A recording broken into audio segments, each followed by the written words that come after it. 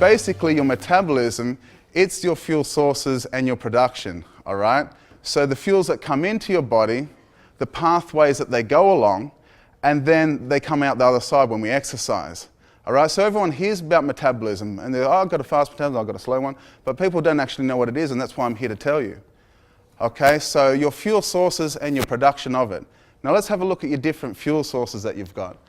So where do we get our fuels? So the most obvious one of where we get our fuels is from our foods. Okay, we get foods, we can use it for fuel. Now the second most obvious one is our stored fat. Now we have stored fat in our bodies, and we can use that for fuel too. Now the least obvious answer is the fuel that we have stored in our muscles. So you can use that for fuel as well. And we're going to have a deep look at how fuel stored in our muscles, how it works, and how we use it to burn fat.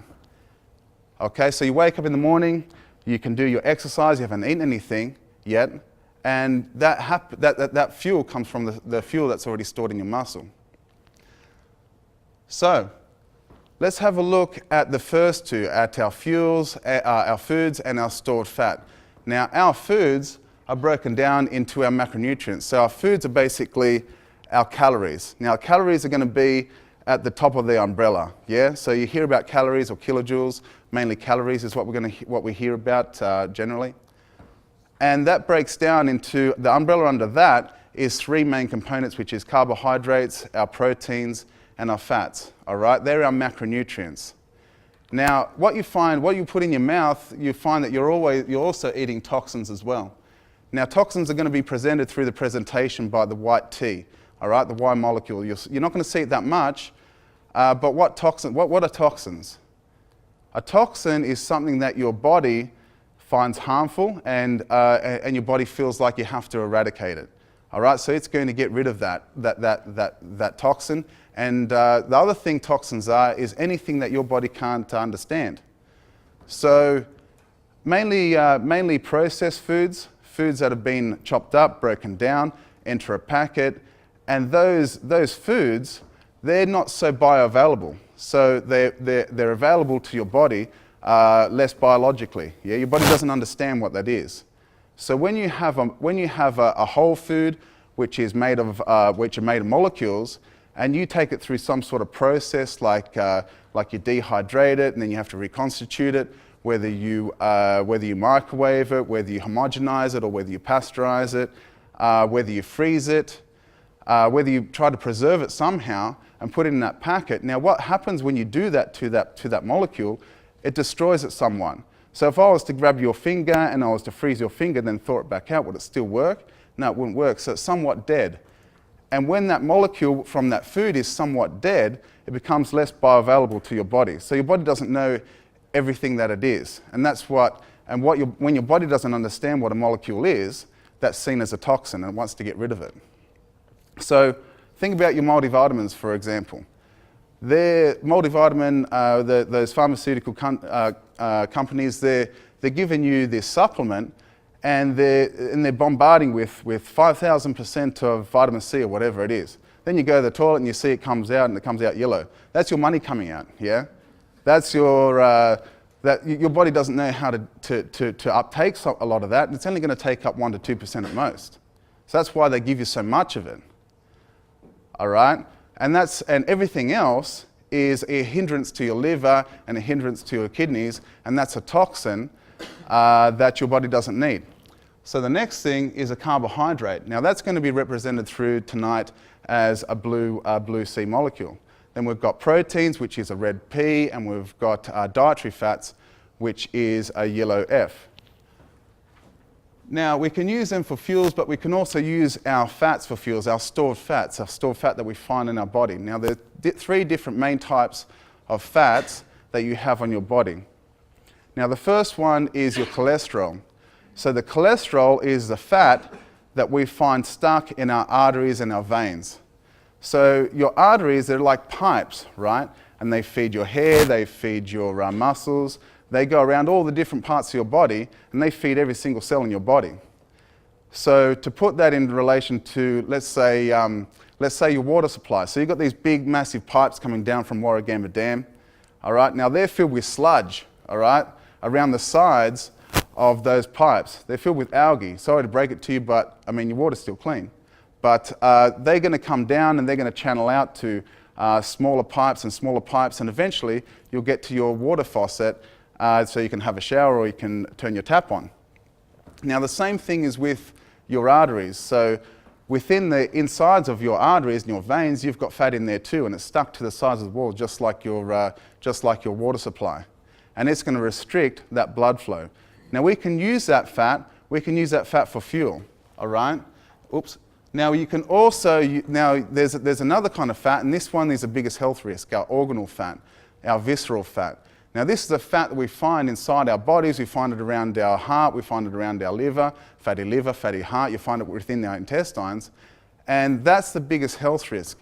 It sits around those organs and it constricts them and makes them not want to work so well.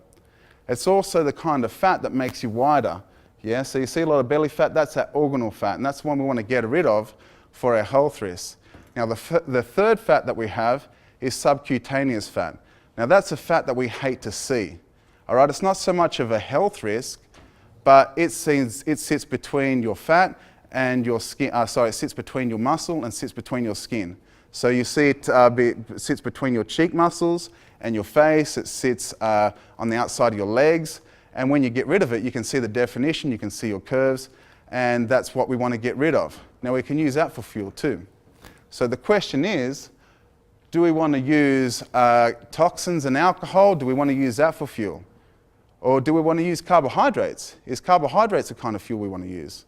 Do we have, is proteins? Now, protein, do we want to use proteins as a fuel? That's a good question.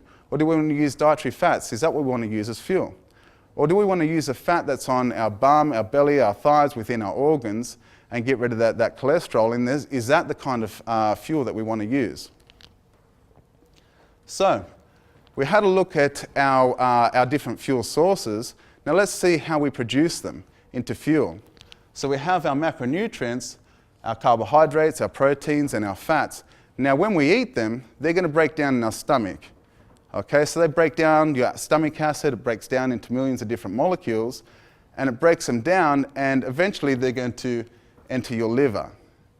Now you have your stored fat that you can use as well, and when that breaks down, it's going to enter your bloodstream, and it's going to end its way through the liver. Okay, this is a very basic way of looking at it. Now, what is your liver exactly? What does your liver do? We know we all need one, and without a liver, we're going to die, right? But what does it do? Now, it does a number of things, other than producing hormones and getting rid of toxins. Now, it produces your fuel as well. Now, your liver is like the brain of your body. So you have a brain in your head, but you also have a brain in your body too, and that's your liver. And now the way that your liver works is it's sort of like a transport system. What it does is it organizes, and it's like a sorting bin. So it organizes all these fuels that you have, and it designates exactly where it wants them to go. So you eat your food, it goes down your esophagus, eventually it ends up in your bloodstream and into your liver, and your liver decides whether it goes here or whether it goes there. Okay, so it's a massive fishnet, it's a massive sorting bin. Now, your liver has an order of priority. All right, so it has, just like your jobs at work. All right, so you get to work 9 o'clock on a Monday, and your boss is shouting orders at you, say, look, we've got this urgent job, and we've got to get it out. All right, then you have the job that you were employed for. So we have those jobs as well, and that comes in the second priority. And then you have other jobs like your projects, and other jobs like some slow jobs that are at a lower priority, and they're probably a job that takes a longer amount of time. You still have a set date to do them. Now your liver also has an order of priority as well. The first one on your liver's priority list is your alcohol and toxins, wants to get rid of it. The second thing that's on your liver's list is your carbohydrates. The next thing is your proteins. The next thing is your dietary fats. Now, the last thing that your body cares to get rid of, if at all, is your stored fat. Okay, so that's the last thing that your liver is going to look at as a fuel source. You have all these other jobs in the way first. Now, why does your liver have an order of priority? Let's have a look. Now, the reason why alcohol and toxins are the first job and priority is because it's very urgent. Your body sees toxins as a threat, as a harm to the body. Now, you might not see alcohol as a threat. You probably think it's a good thing, right? But but basically, your liver sees it as something else, all right? It sees it as something that your body wants to get rid of, and you can get rid of a standard drink in about an hour, which is pretty good, and if you've got a healthy liver, you can probably get rid of a bit more, all right? Now, that's the reason why your body wants to get rid of that first. Now, the reason why the next in line is your carbohydrates is because it's a fuel that your body needs. Yeah, one, you need it to walk around all day. I'm using it right now to swing my arms around. You're even using carbohydrate now just to fuel your brain. And that's something that your body thinks is very necessary. It's also next in line because it's very easy to break down. So like your jobs at work, you've got that urgent job that needs to be out by 12 o'clock. And then carbohydrates is like that job that you were employed for. You can do it easily, you know what you're doing. It's a very necessary job as well. And you need to do that, all right? So proteins are next in line because basically proteins for the liver, it's kind of a messy job, all right? It's a stressful job. It's that job that you don't like doing, that you hate doing. So you try and put it off, all right? Now there's a lot of stress placed on the liver when you feed it too much protein. And you see I've got 100% there and 58% there. Now we're going to have a look at that in a minute, yeah? Now the reason why dietary fats are the last macronutrient in line is because it's a very slow fuel. It's very cumbersome. It takes a long time to break down. And so that's why it's the last macronutrient on the priority list for your liver. Now, why is stored fat the last fuel to break down? Basically, because that's your survival mechanism. So we're still Neanderthals, right? And our bodies haven't evolved so much since a long time ago. So historically, we've been subject to famine and feast. Famine and feast in summer and winter. So there's a harvest, and then there's no food at all. So our bodies have created this tool, this mechanism to be able to store fat. And we can store more of it. We've got an unlimited supply of fat that we can store, which is a good thing.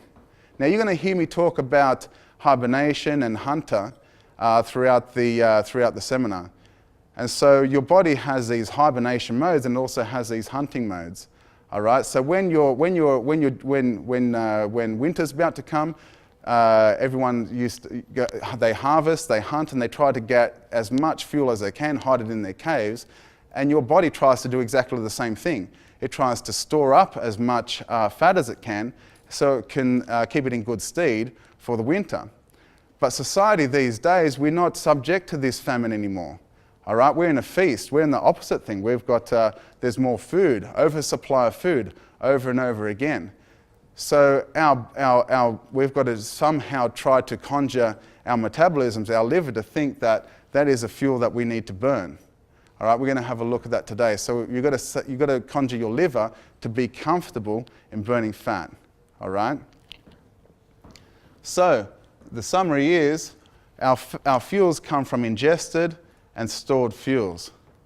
Our liver works like a sorting bin. It's like a fish net. All right, all these different elements need to get processed by your liver. It has an order of priority, just like your jobs at work. You've got your urgent ones and you've got your ones which are at the lowest end of the priority list.